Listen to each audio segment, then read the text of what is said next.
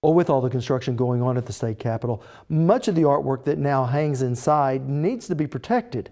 Altogether, 68 different paintings will be moved into storage as work progresses, with many of these historic pieces owing their very existence to one man, retired State Senator Charles Ford. If a picture is worth 1,000 words, for years, Oklahoma's state capitol didn't say much. Our best artwork was some $25 prints and some $85 frames.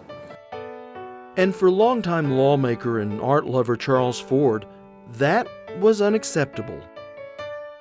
So I decided to just go out and hire an artist to do something historical about Tulsa, which was the Washington Irving when he came through Tulsa in 1832, and he visited with the Osage.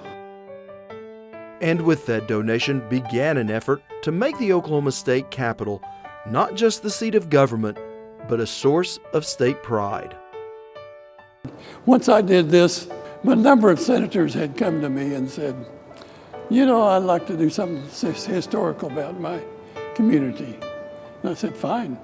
All we need is money, and then I'll find an artist. And so began an effort to frame Oklahoma's diverse history, mixing historical portraits with picturesque landscapes from across the state, each representing a place or a time pivotal in Oklahoma history. If we all can remember, this is Lois Scipio Fisher, who broke the color code at the law school at OU. This is Thurgood Marshall, Amos Hall from Tulsa lawyer. And Mike Wimmer, he does such wonderful things. How'd you like to paint the fabric of that coat? Oh, it's so realistic. How about this fabric here? You know, he just... Wonderful artist. He is just so talented. And today, the Senate Art Collection has grown to 198 works worth in the millions of dollars, each unique for not just their artistry, but their subject matter.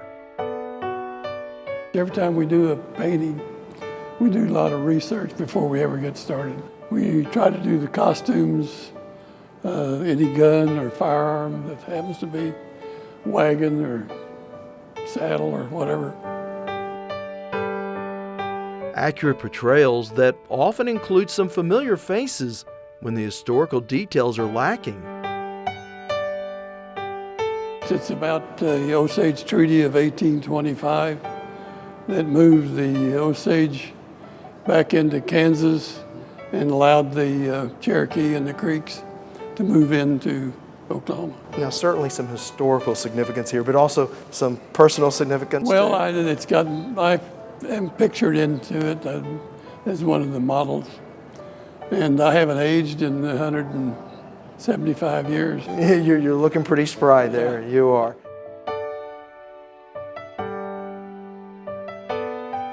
An artistic tribute to a longtime Oklahoma lawmaker and his campaign to make the halls and galleries of the state capitol a glimpse into Oklahoma's heritage. Now, I was able to visit with the senator at a traveling exhibit of the Capitol Art Collection at the OSU Museum of Art.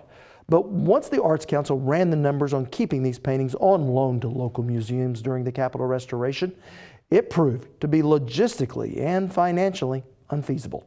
So if you'd like to see the entire Capitol collection, you may want to head to 23rd and Lincoln sooner than later.